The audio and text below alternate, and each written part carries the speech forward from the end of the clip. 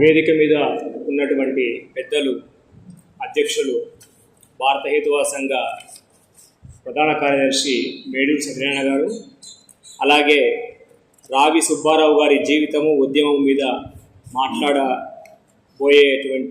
షేక్ బాబు గారు, అలాగే కరణం రవీంద్రబాబు గారు, తర్వాత మిగతా మిత్రులు, వీరందరికీ, తర్వాత ఇక్కడికి విచ్చేసినటువంటి పెద్దలందరికీ కూడా నా తరఫున, తెలంగాణ హేతువాద సంఘం తరఫున మీ అందరికీ అభినందనలు తెలియజేస్తున్నాను, శుభాకాంక్షలు తెలియజేస్తున్నాను. ఈ టాపిక్ చాలా అంటే రావిపూడి వెంకటాద్రి గారి స్పీచ్, మెమోరియల్ స్పీచ్ ఇవ్వడానికి నేను తగినవానో కాదు తెలియదు. అంత చిన్న వయసు, అంత అనుభవం లేని వాడిని. అయినా కానీ నాకు ఈ అవకాశాన్ని ఇచ్చినటువంటి మీ అందరికీ కూడా పేరు పేరున నమస్కారాలు తెలియజేస్తున్నాను. నేను ఈ రోజున మనము డిస్కస్ చేయాల్సినటువంటి టాపిక్ ఏంటి అంటే లౌకికవాదము, ప్రస్తుత రాజకీయాలు అనేటువంటిది అంశం. మనకు లౌకికవాదం భారతదేశంలో, తర్వాత ప్రపంచవ్యాప్తంగా ఏ రకంగా అమల్లో అవుతున్నది, అసలు దానికి ఉన్నటువంటి అచ్చమైనటువంటి నిర్వచనం ఏంది అనేటువంటి విషయాన్ని మనము తెలుసుకోవాల్సినటువంటి అవసరం. కాబట్టి దాని మీద ఒక చిన్న ప్రజెంటేషన్ను నేను తయారు చేసుకొని రావడం జరిగింది. ఈ స్పీచ్ తర్వాత మీకు ఆ కాపీలు కూడా అందరూ ఇవ్వడం జరుగుతుంది. కాబట్టి సెక్యులరిజం, దాని సమానార్థంగా మనము తెలుగులో లౌకికవాదంగా పిలిచే పదం అత్యంత ఎక్కువ అపార్థాలకు లోనైన పదంగా చెప్పవచ్చు. ప్రపంచవ్యాప్తంగా ఉన్న ప్రజలు వారి వారి సమూహాలను ఆధారంగా చేసుకొని లౌకికవాదాన్ని తమకు తోచిన విధంగా నిర్వచిస్తున్నారు. సామాజిక, ఆర్థిక, రాజకీయ, సాంస్కృతిక, ఇలా అన్ని మానవ జీవన రంగాల అంశాలన్నింటిలో విరివిగా ఉపయోగించవలసినటువంటి పదాన్ని, ఆచరణలో ఉండవలసినటువంటి పదాన్ని కేవలం రాజకీయ రంగానికి మాత్రమే పరిమితం అయిపోవడం అనేటువంటిది నాకు విడ్డూరంగా అనిపిస్తుంది. సెక్యులరిజం అని ఇంగ్లీష్లో ఉన్నటువంటి పదానికి మాతృక లాటిన్ పదమైన సెక్యులం నుండి వచ్చింది. అంటే present age, generation are temporal, అనగా ఇహలోక సంబంధమైనటువంటిదని అర్థం. అంటే లౌకికవాదం అనేది ఈ లోక సంబంధమైనటువంటి విషయాలను గురించి ఆలోచించే, వివరించే తత్వభావనగా మనం అర్థం చేసుకోవాలి. ఇది 18వ శతాబ్దంలో ఫ్రెంచ్ విప్లవంలో ఆలోచనాపరుల దృష్టికి వచ్చినటువంటి భావనగా మనం గుర్తించాలి. ముఖ్యంగా హోలియాక్ మరియు చార్లెస్ బ్రాడ్లాగ్ ప్రకారం సెక్యులరిజం అనేది భౌతిక వాస్తవికమైనటువంటి ప్రకృతికి సంబంధించినటువంటి అధ్యయనం అని, దానికి ప్రపంచంలో ఉన్న ఏ మతానికి సంబంధమే లేదని వారు తేల్చారు. అంతేకాకుండా చార్లెస్ బ్రాడ్లాగ్ అయితే లౌకికవాదం అనేది సాక్ష్యాధారాలు లేని మతాన్ని ఒప్పుకోలేదని చెప్పారు. ఇదే విషయాన్ని ఆధునిక హేతువాద, మానవవాద తత్వవేత్త శ్రీ రావిపూడి వెంకటాద్రి గారు చెబుతూ, సెక్యులరిజం ఈ లోకానికి సంబంధించినటువంటి వాదం, ఇహలోకవాదం. అంటే మరో లోకం ఉన్నదనేటువంటి భావం కానీ, అందుకోసం మనం బతకాలని కానీ, అక్కడికి చేరాలని తాపత్రయపడడం కానీ సెక్యులరిజం ప్రకారం వ్యర్థ ప్రయత్నాలే అంటారు. అంతేకాకుండా వారు కానీ మతాలన్నింటి దృక్పథం అంతిమంగా పరలోకానికి, పరతత్వానికి చెందిందనే అంటారు. కాబట్టి లౌకికం అంటే ఇహలోక సంబంధమైనటువంటి వాదంగానే మనం చూడవలసినటువంటి అవసరం ఉంది. దీనికి పరలోకానికి ఎలాంటి సంబంధం లేదనేటువంటి విషయాన్ని రావిపూడి వెంకటాద్రి గారు చాలా క్లియర్గా మనకు నొక్కి వక్కాణించడం జరిగింది. సెక్యులరిజం అనే పదాన్ని తొలిసారిగా 1840లో రూపొందించినటువంటి వాడు హోలియాక్స్ అనేటువంటి బ్రిటిష్ నాస్తికుడు. స్వేచ్ఛా యోజనను నీతికి కూడా విస్తరించడానికి, ఆ భావనను వ్యక్తం చేయడానికి తాను ఆ పదాన్ని రూపొందించినట్టుగా ఆయన చెప్పాడు. అదే సంవత్సరంలో సైన్స్ అనేటువంటి పదం కూడా వాడుకలోకి వచ్చిందనే విషయాన్ని మనం ఇక్కడ గుర్తించాల్సినటువంటి అవసరం ఉంది. సైన్స్ లక్ష్యము కూడా భౌతిక వాస్తవిక ప్రకృతిని గురించినటువంటి అధ్యయనం చేసి ప్రకృతి సత్యాలను తెలుసుకున్న మేరకు మనిషి ప్రకృతి శక్తుల నుండి స్వేచ్ఛను కల్పించడం. సెక్యులరిజం అంటే కూడా సైన్స్ కనుగొన్నటువంటి ప్రకృతి సత్యాల ఆధారంగా ఈ లోకంలో కోట్ ఈ లోకంలో అత్యున్నత స్థాయిలో స్వేచ్ఛను అనుభవిస్తూ సుఖ సంతోషాలతో మానవుడు జీవించడమే. కావున సైన్సు సెక్యులరిజం అనేటువంటి రెండు పదాలు మాట్లాడుతున్నది మానవుడి ఆనందకరమైన స్వేచ్ఛాయుతమైన ఇహలోక జీవితమే గురించి అనేటువంటి విషయాన్ని మనం గుర్తించాలి. ఇక 16వ శతాబ్దంలో యూరప్లో చాలా వరకు అందయుగంగా ఉన్న తరువాత అక్కడ రినైజాన్స్ పీరియడ్ అంటే జ్ఞాన పునర్వికాసం అనేటువంటిది వచ్చింది. అది ఇంతవరకు మన భారతదేశంలో రాలేదు. అయితే మానవ జీవితాన్ని అత్యంత ఎక్కువగా ప్రపంచ మానవ జీవితాన్ని ఎక్కువగా అది ప్రభావితం చేసింది అని చెప్పవచ్చు. ఇక్కడ కూడా నేను రావిపూడి వెంకటాద్రి గారి ఒక కొటేషన్ను కోట్ చేయదలుచుకున్నాను. ఆధునిక విజ్ఞాన శాస్త్ర అవతరణ మానవ జీవితంలో సెక్యులర్ దృక్పథాన్ని అంటే లౌకిక దృక్పథాన్ని ప్రవేశపెట్టింది. అంటే సైన్స్ ఎంతగా పెరిగితే అదే రేటులో లౌకిక భావన అనేది కూడా పెరుగుతుంది, విస్తరిస్తుంది అనేటువంటి భావనను వారు వెలిబుచ్చడం అనేటువంటి జరిగింది. కానీ ప్రస్తుత సమాజంలో అలా జరగడం లేదని మన అనుభవంలో తేలుతున్నటువంటి వాస్తవం. మనిషి ప్రాయికంగా హేతుమంతుడు కనుక నీతిమంతుడు అవుతున్నాడు. నీతిమంతుడు కనుకనే స్వేచ్ఛావంతుడు అవుతున్నాడు. భూమి మీద ఒకే ఒక్క వ్యక్తి ఉంటే నీతి అనేటువంటి భావన పుట్టేదే కాదు.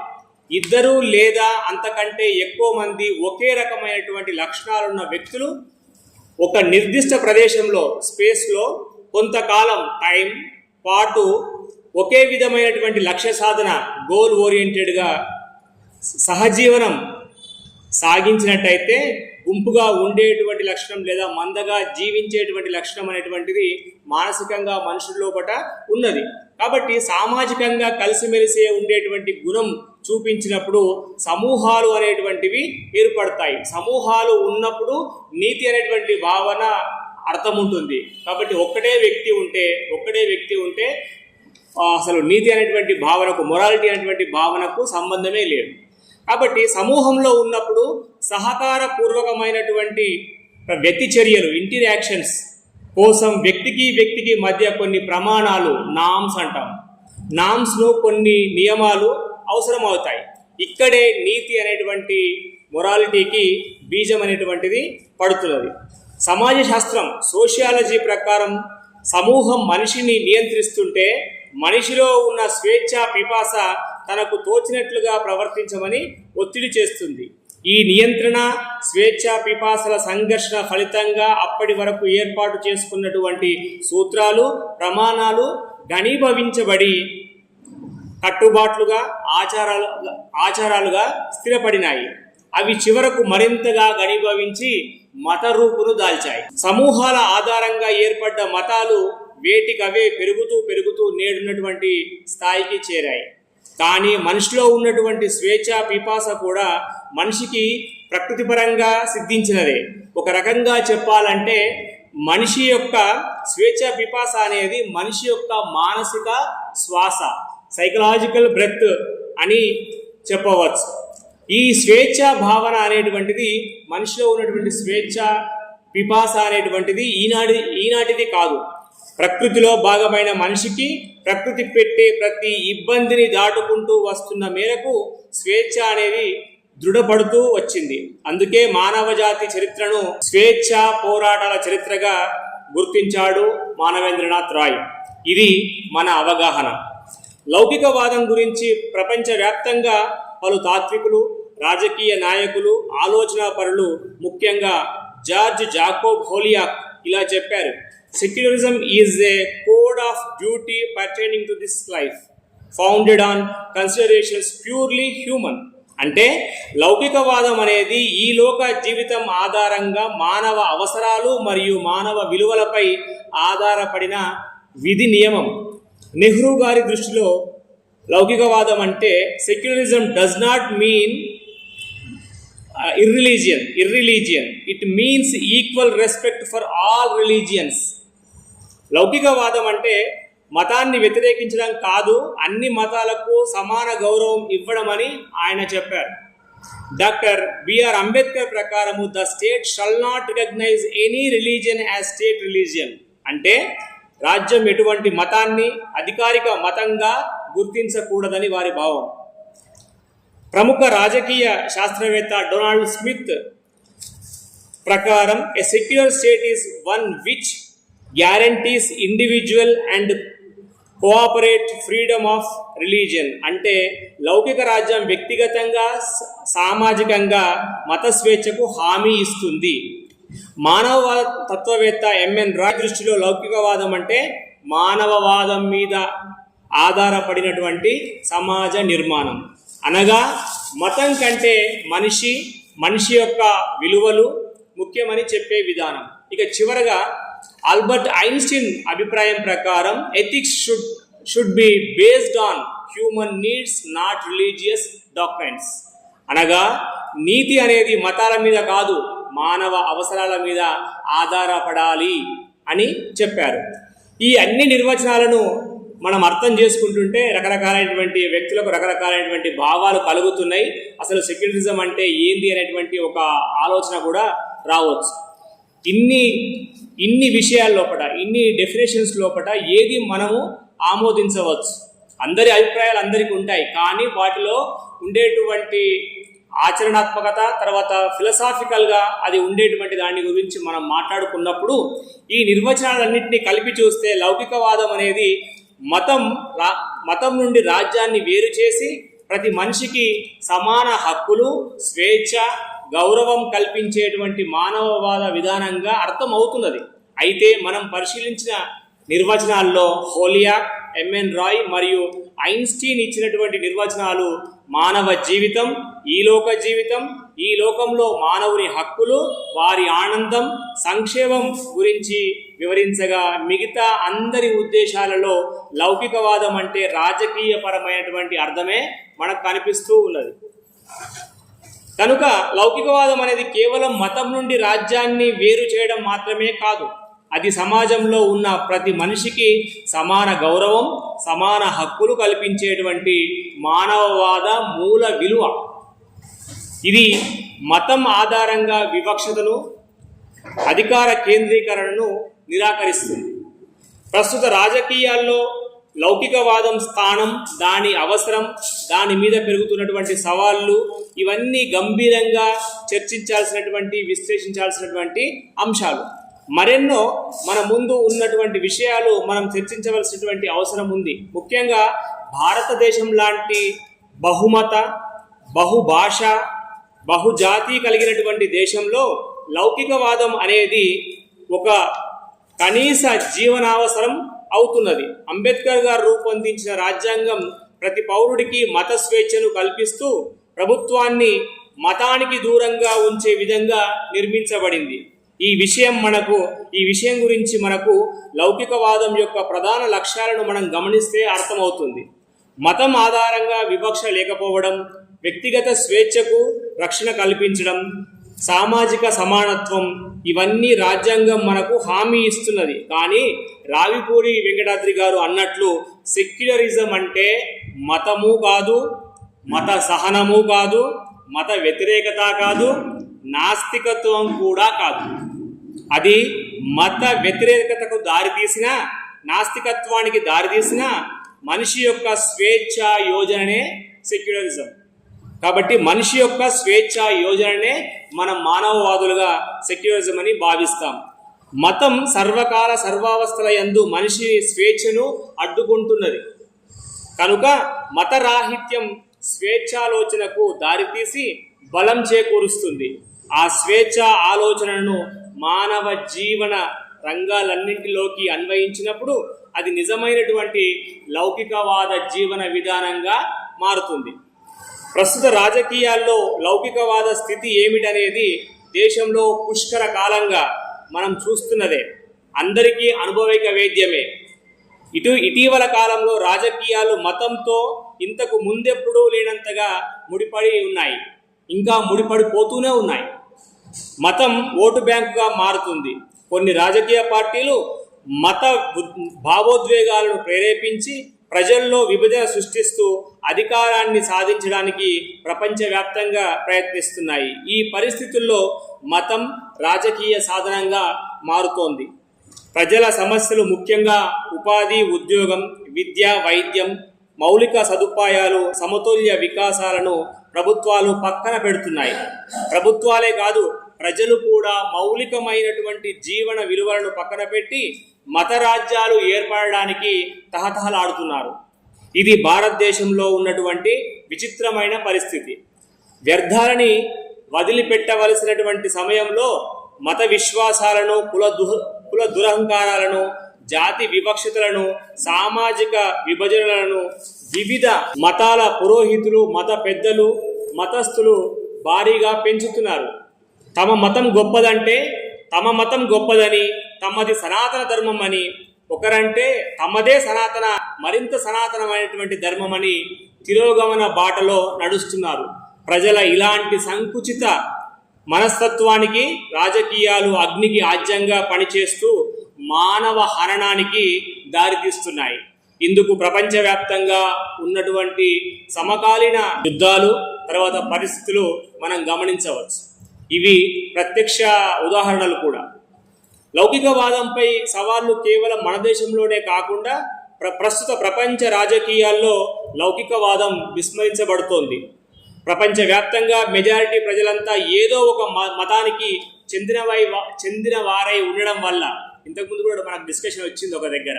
కాబట్టి మనుషులు కావాలని ఆ మతంలో, ఆ కులంలో పుట్టడం అనేటువంటిది లేదు. వాళ్ళకు పుట్టుకతోటే ఆ మత పరిసరాల్లో పుట్టడం వల్ల ఆ రకమైనటువంటి ఏదో ఒక మతానికి, కులానికి వాళ్ళు అంటుకొనే పుట్టవలసినటువంటి పరిస్థితి ఉంది. కానీ మనకు స్వేచ్ఛా సంకల్పం ఉంది కాబట్టి మనం మతాన్ని స్వీకరించాలన్నా, దాన్ని వదిలిపెట్టాలనేటువంటి భావన మనకు తెలుసు. కాబట్టి ఇక్కడ మనం పుట్టుకతో ఏదో ఒక మతంలో, కులంలో, వర్గంలో, జాతిలో పుడుతూనే ఉన్నాం. కాబట్టి ఇక్కడ మనకు ఆ స్వేచ్ఛ ఉంది కనుక, రాజ్యాధికారానికి ఓట్లు కీలకం కనుక ఈ రాజకీయ నాయకులు, పార్టీలు, మతస్థులు క్రమంగా ప్రజల్లో మనము, వారు, మనది, వారిది అంటూ మతాన్ని వ్యూహాత్మకంగా ప్రజల మనసుల్లోకి ప్రవేశపెట్టి మనుషులను నిట్ట నిలువుగా చీల్చి ఓట్లు పొందుతున్నాయి. తద్వారా రాజకీయ అధికారం చేజిక్కించుకోవడంతో మానవవాదానికి, ప్రపంచ ప్రజాస్వామ్య భావనకు, లౌకిక దేశాలకు ప్రమాదకరంగా మారేటువంటి పరిస్థితి ఏర్పడ్డది మనం చూస్తున్నాం.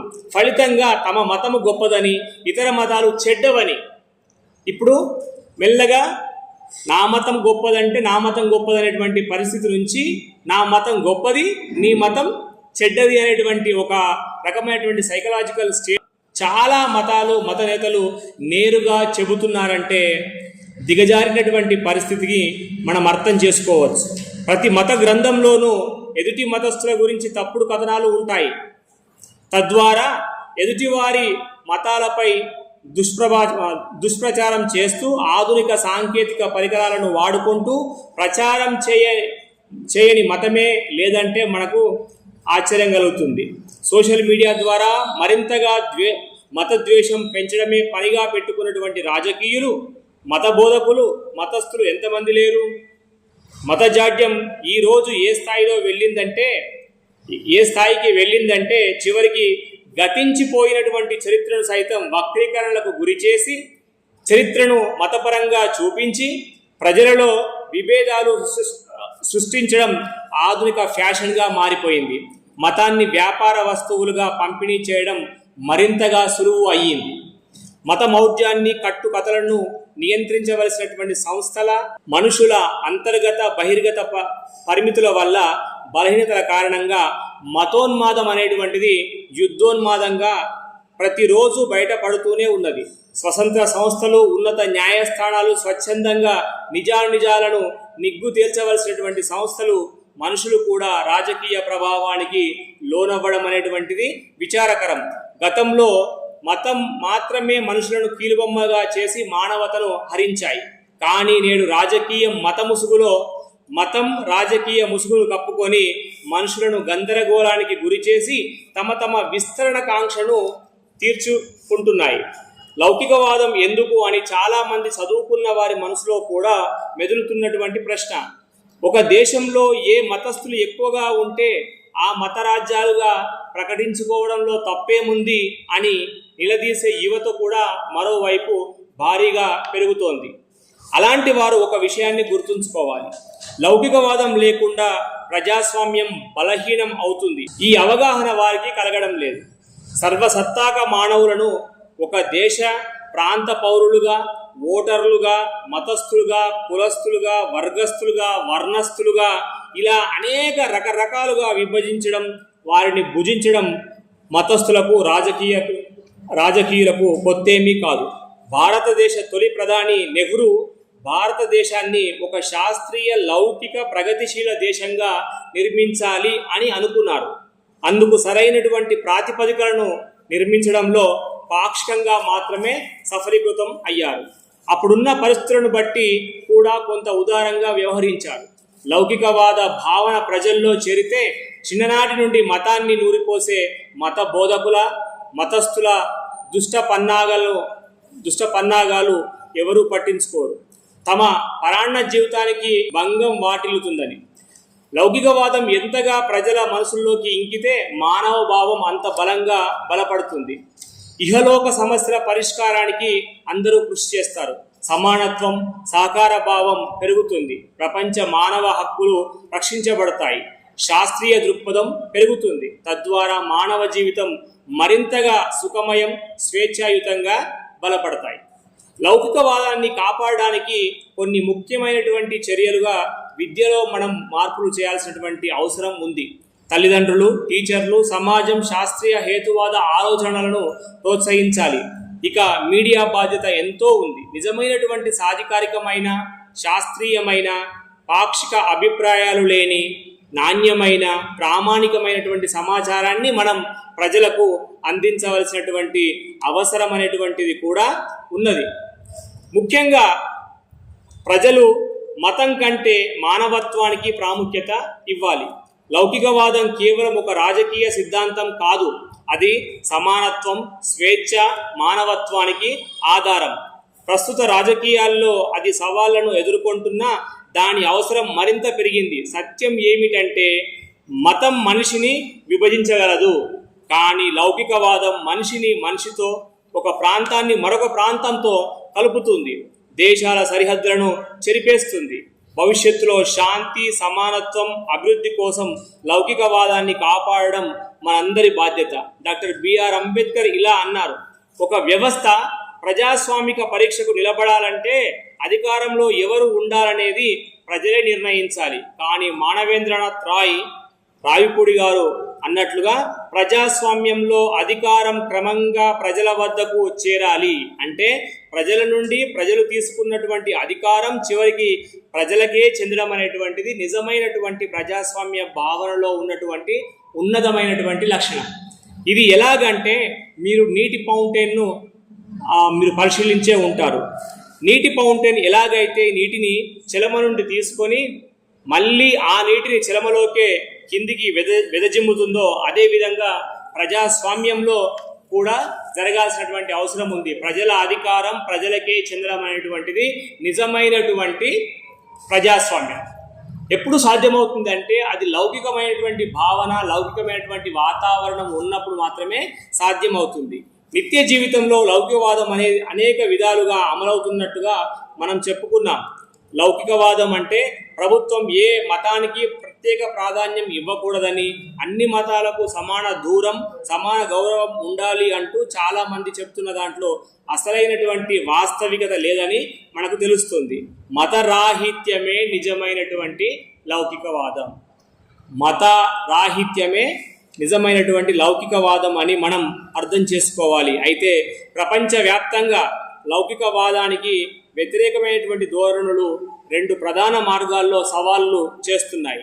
ఒకటి, మత ఆధారిత రాజకీయాల పెరుగుదల ఉధృతంగా జరుగుతుంది. చాలా దేశాల్లో మెజారిటీ మతాన్ని రాజకీయ శక్తిగా వాడుతూ తాము శత్రువులుగా భావించినటువంటి వారి దేశాలపై వ్యూహాత్మక యుద్ధాలు చేయడం పెరిగిపోతున్నది. ఉదాహరణకు యూరప్లో ముస్లిం వ్యతిరేక భావాలు పెద్ద ఎత్తున వ్యాప్తి చేయడం, అమెరికాలో క్రైస్తవ నేషనలిజం పెరగడం, ఆసియాలో హిందూ బౌద్ధ నేషనలిజం పెరుగుతూ విశ్వశాంతిని పరిహసిస్తున్నాయి. దీనికి కారణం అస్తిత్వ గుర్తింపు రాజకీయాలే, ఐడెంటిటీ పాలిటిక్స్. రెండవది, లౌకికవాదం పేరుతోనే కొన్ని దేశాల్లో ప్రజలపైన వ్యవస్థలపైన అతి క్రూరమైన నియంత్రణ కనిపిస్తున్నది. చివరికి మత స్వేచ్ఛను పరిమితం చేస్తూ కూడా సెక్యులరిజం పాటిస్తున్నామని చెబుతున్నారు. ఉదాహరణకు కెనడాలో క్యూబెక్లో పబ్లిక్ ప్రార్థనలు, మత గుర్తులు నిషేధించేటువంటి చట్టాలను మనం గమనించవచ్చు. ఫ్రాన్స్లో కూడా ఇలాంటి పరిస్థితే ఉన్నది. ఇక భారతదేశంలో ఉన్న పరిస్థితి ప్రమాద గంటికలనే మోగిస్తున్నది. అయితే ఇక్కడ మొదటి నిజం ఏమిటంటే భారత రాజ్యాంగం ఇంకా లౌకికవాదాన్ని బలంగా కాపాడుతోంది. కాబట్టి వ్యవస్థ పూర్తిగా పడిపోలేదు. కానీ వ్యవస్థలో చెప్పుకోదగ్గ సమస్యలు ఉన్నాయనేటువంటి విషయం మాత్రం నిజం. ముఖ్యంగా మెజారిటీ మత రాజకీయాల పెరుగుదల చాలా వేగంతో వెళ్తున్నది. హిందుత్వ సిద్ధాంతం పెరుగుదల అందరినీ ఆశ్చర్యపరుస్తున్నది. రావిపూడి గారు ఒక ఉపన్యాసంలో మాట్లాడుతూ ఇలా అన్నారు: 2 సీట్లు ఉన్నటువంటి బీజేపీ పార్టీ ఖచ్చితంగా అధికారంలోకి వచ్చి తీరుతుందని ఏనాడో చెప్పారు. దానికి వారు చూపిన కారణం ఏమిటంటే ప్రజల మనసులో ఉన్నది బీజేపీ ఉంది, ప్రజల మనసులో బీజేపీ ఉంది, అలాగే బీజేపీలో ఉన్నది ప్రజల మనసులో ఉన్నది ఒక ఉపన్యాసంలో వారు చెప్పడం అనేటువంటిది జరిగింది. ప్రజల మనసులో ఉన్నది, ప్రజలకు ఏం కావాలో బీజేపీలో ఉన్నది, బీజేపీలో ఏదైతే ప్రజలు ఏం కోరుకుంటున్నారో అది బీజేపీలో వాళ్ళు చూపిస్తున్నారు. కాబట్టి ఈ కారణంగా ఒక్క ఆర్ఎస్ఎస్ శాఖ ఈ రోజున లక్ష సంఖ్యకి చేరింది. తద్వారా దేశ ప్రజలు, ముఖ్యంగా మెజారిటీ ప్రజలు తమ మతానికి రాజ్య గుర్తింపు కావాలని చూస్తున్నారు. ఇది మన దేశంలో లౌకికవాదానికి ఉన్నటువంటి ప్రధానమైనటువంటి సవాలుగా మనం చెప్పవచ్చు. అలాగే చట్టాలు మరియు విధానమైనటువంటి ప్రభావాలు, అలాగే సిఏఏ, సిటిజన్షిప్ అమెండ్మెంట్ యాక్ట్, పౌరసత్వ సవరణ చట్టం వంటివి మతాలకే ప్రాముఖ్యత ఇస్తున్నాయని తెలుస్తుంది. మైనారిటీల పరిస్థితి దేశంలో దిగజారిందని, ముస్లింల క్రైస్తవుల పైన వివక్ష పెరిగిందని అనేక నివేదికలు స్పష్టం చేస్తున్నాయి. విదేశీ సంబంధ కౌన్సిల్లో మైనారిటీ మతస్థులపై హింస, దాడులు, సామాజిక ఒత్తిడి ఘటనలు కూడా నమోదయ్యాయి.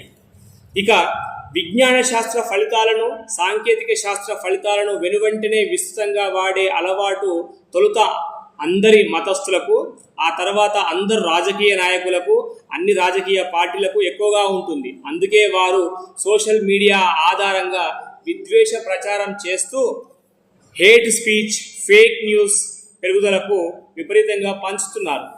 లౌకికవాద విషయాలను వ్రాసే కొన్ని సైట్లను, పత్రికలను, రచయితలను బ్లాక్ లిస్ట్లో చేర్చడం వంటి చర్యల దాకా వీరు దిగజారారు. హ్యూమన్ రైట్స్ వాచ్ వంటి సంస్థలు రాజకీయ వాదనలో వచ్చినటువంటి మార్పులను అతి సూక్ష్మంగా పరిశీలిస్తున్నారు. వారు గమనించింది ఏమిటంటే సెక్యులరిజం అంటే బుజ్జగింపు, అప్పీస్మెంట్ అని సర్వధర్మ సమభావం అనే కొత్త నిర్వచనాలు పుట్టుకొచ్చాయి. మనం భారతదేశంలో పరిస్థితి మరీ చాలా దిగజారినట్లుగా అర్థం చేసుకోవాల్సినటువంటి పని లేదు. నెమ్మదిగా భావజాల మార్పు వస్తున్న సంకేతాలు కూడా కనిపిస్తున్నాయి. పరిస్థితి పూర్తిగా చెడు కాదు అని మాత్రం మనం చెప్పగలం. కానీ అంతర్గతంగా టెన్షన్లు మాత్రం ఉన్నాయనేటువంటి విషయాన్ని మాత్రం మనం మర్చిపోవాల్సినటువంటి విషయం కాదు. మన దేశ రాజ్యాంగం ఇతర దేశాలతో పోలిస్తే ఇంకా బలంగానే ఉంది. న్యాయ వ్యవస్థ, మీడియా, పౌర సమాజం కూడా క్రియాశీలకంగానే ఉన్నాయి. అయితే రాజకీయ ధోరణులు పెద్ద మొత్తంలో మారుతున్నటువంటి సంకేతాలు మనకు కనబడుతున్నాయి. మత ఆధారిత విభజన పెరుగుతోంది. అసలు సమస్య ఏమిటంటే లౌకికవాదం కేవలం చట్టం కాదు, అది సామాజిక సంస్కృతి. లౌకికవాదం అనేటువంటిది సామాజిక సంస్కృతిగా ప్రజలు అర్థం చేసుకోనంత కాలం పరిస్థితి. అత్యంత ఎక్కువ ప్రమాదం ఎక్కడ ఉందంటే ప్రజల ఆలోచనలో మత ఆధారిత గుర్తింపు పెరిగిపోతున్న రేటులో లౌకికవాదం బలహీనపడుతుంది. ఇంకా స్పష్టంగా చెప్పవాలనంటే లౌకికవాదానికి ప్రపంచంలో చాలా వైపుల నుంచి దెబ్బలు పెద్ద ఎత్తున తగులుతున్నాయి. భారతదేశ లౌకికవాద సిస్టమ్, భారతదేశంలో లౌకికవాద సిస్టమ్ ఉంది, కానీ స్పిరిట్ మాత్రము తగ్గుతోంది. ఒక తాత్విక ముగింపుగా చెప్పవలసి వస్తే లౌకికవాదం ప్రమాదంలో పడేది రాజకీయాల వల్ల, రాజ్యాంగం వల్ల, రాజ్య వ్యవస్థల వల్ల కాదు, ప్రజల మనసుల వల్ల, వారి ప్రవర్తనల వల్ల. ప్రజల మనసులు ఎంత స్వచ్ఛంగా ఉంటే, హేతువాద పూర్వకంగా ఆలోచించగలిగితే, మానవవాద జీవితం కొనసాగించగలిగితే లౌకికవాదం బలపడుతుంది. మతం రాజకీయంగా మారినప్పుడు లౌకికవాదం కేవలం కాగితాల మీదనే మిగిలిపోతుంది అనేటువంటి అతి ముఖ్యమైనటువంటి విషయాన్ని మనం గుర్తుంచుకోవాలి. లౌకికవాదం, హేతువాదం, మానవవాదం కోసం గొంతెత్తిన చాలా మందికి శిక్షలు చారిత్రాత్మకమైనటువంటి నిజంగానే చెప్పవచ్చు.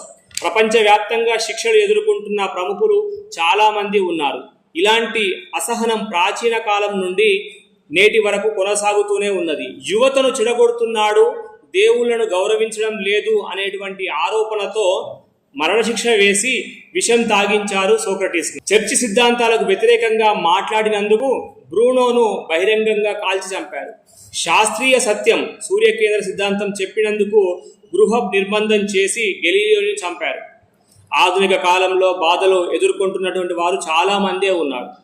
మత విమర్శ వల్ల బెదిరింపులు పొందినటువంటి వారిలో ది సటానిక్ వర్సెస్ పుస్తక రచయిత సల్మాన్ రష్దీపై ఫత్వా, హత్యాయత్నం జరిపారు. తస్లిమా నస్రిన్పై మతంపై చేసినటువంటి విమర్శలు చేసినందుకు కారణంగా ఆమెను దేశ నిర్బంధం చేశారు. ప్రస్తుతం ఆమె ప్రవాసంలో బ్రిటన్లో ఉన్నారు.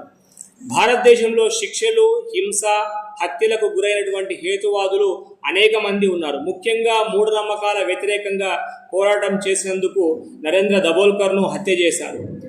సమానత్వం, లౌకికవాదం కోసం పోరాటం జరిపిన గోవింద్ పంచారే హత్య జరిగింది. మత ఆచారాలపై విమర్శ చేసినందుకు, లౌకిక విలువల కోసం గొంతెత్తినందుకు కల్బుర్గి, గౌరీ లంకేష్లను కూడా ఈ దేశంలో హత్య చేయడం జరిగింది. జైలు శిక్షలు, కేసులు ఎదుర్కొంటున్నటువంటి వారు లెక్కలేనంత మంది మన దేశంలో ఉన్నారు. మానవత్వం గురించి మాట్లాడే హేతువాదులపై, నాస్తికులపై, మానవవాదులపై ఎందుకు అమానుష దాడులు జరుగుతున్నాయో చెప్పడం అనేటువంటిది చాలా మనకు ఇబ్బందికరంగా అనిపిస్తున్నది. కాబట్టి వీరు ప్రధానంగా మనుషులను ఈ రకంగా హేతువాదులను చంపడానికి కారణం ఏమిటి అంటే వాళ్ళ కరడుగట్టినటువంటి మత భావాలుగా మనం అర్థం చేసుకోవాలి. అంతేకాకుండా మత భావోద్వేగాలు రాజకీయంగా ఉపయోగించబడడం, విమర్శను అవమానంగా చూడడం, స్వేచ్ఛ భావనపై పరిమితులు ఈ ఘోరాలకు కారణాలు. ఇంకా చెప్పవాలనంటే అసలు సమస్య ఏమిటంటే ప్రశ్నించడాన్ని ఏ సమాజము సహించడం లేదు. మీకు స్పష్టంగా చెప్పాలంటే అవును, చాలామంది శిక్షలు ఎదుర్కొన్నారు, కొందరు ప్రాణాలు కోల్పోయారు, కానీ అదే సమయంలో వారి ఆలోచనలు ఇంకా జీవిస్తున్నాయి. ఆలోచనలను చంపడానికి ప్రయత్నించిన ప్రతిసారి ఆలోచనలు మరింత బలంగా పుట్టుకొచ్చాయి. చివరగా ప్రపంచవ్యాప్తంగా లౌకికవాదం, హేతువాదం, మానవవాదం కోసం కృషి చేస్తున్నటువంటి ప్రముఖులు చాలామంది ఉన్నారు. వీరిని 3 విభాగాలుగా చూడవచ్చు. ఒకటి చరిత్రకారులు, రెండవది ఆధునిక ఆలోచనాకర్తలు, మరియు మూడవది భారతీయ ప్రముఖులు, ప్రపంచ స్థాయి ప్రముఖులు, తాత్విక ప్రముఖులు. తర్వాత ఆలోచనాకర్తలుగా జాన్ లాకేను మనం గుర్తించవచ్చు. చర్చి మరియు స్టేట్ వేరువేరుగా ఉండాలనేటువంటి భావనకు మనకు జాన్ లాకే పునాదులు వేశాడు. వోల్టేర్ మత అసహనానికి వ్యతిరేకంగా గొంతెత్తినటువంటి వ్యక్తిగా ప్రసిద్ధి చెందాడు. Thomas Paine the age of reason పుస్తకం ద్వారా మత విమర్శ బలంగా చేశారు. వీరే కాకుండా శాస్త్రవేత్తలు, హేతువాదులు, ముఖ్యంగా Richard Dawkins the God delusion ద్వారా మత విశ్వాసాలపై విమర్శలు చేశారు. శామ్ హ్యారిస్ మతం, నైతికత, శాస్త్రాలపై చర్చలు లేవనెత్తారు. కార్ల్ సాగన్ శాస్త్రీయ ఆలోచనలను ప్రజల్లో వ్యాప్తి చేశాడు. మానవవాద ఉద్యమకారులైన అయాన్ హిర్సీ అలీ మత తీవ్రవాదానికి వ్యతిరేకంగా పోరాటం చేశారు. క్రిస్టోఫర్ హిచెన్స్ మత విమర్శలో ప్రముఖ స్వరం వినిపించాడు. భారతదేశంలోని ప్రముఖులుగా చెప్పాలంటే డాక్టర్ బిఆర్ అంబేద్కర్, జవహర్లాల్ నెహ్రూ, రామస్వామి నాయకర్, రావిపూడి వెంకటాద్రి గారి ఆధ్వర్యంలో శిక్షణ పొందిన అనేక మంది కార్యకర్తలు లౌకికవాద రక్షణలోనే ఉన్నారు. ప్రపంచవ్యాప్తంగా చాలా సంస్థలు హేతువాద, మానవవాద, లౌకికవాద, ప్రజాస్వామ్య పరిరక్షణ కోసం పనిచేస్తున్నాయి. ముఖ్యంగా ఇంటర్నేషనల్ హ్యూమనిస్ట్ ఇంటర్నేషనల్, తర్వాత centre for enquiry, freedom from religion foundation లాంటి అనేక సంస్థలు అంతర్జాతీయంగా పనిచేస్తున్నాయి. చివరగా ముఖ్య విషయం ఏమిటంటే లౌకికవాదం ఒక్క వ్యక్తి వల్ల నిలబడదు. ఇది ఒక సమిష్టి ఆలోచన, కలెక్టివ్ కాన్షియస్నెస్.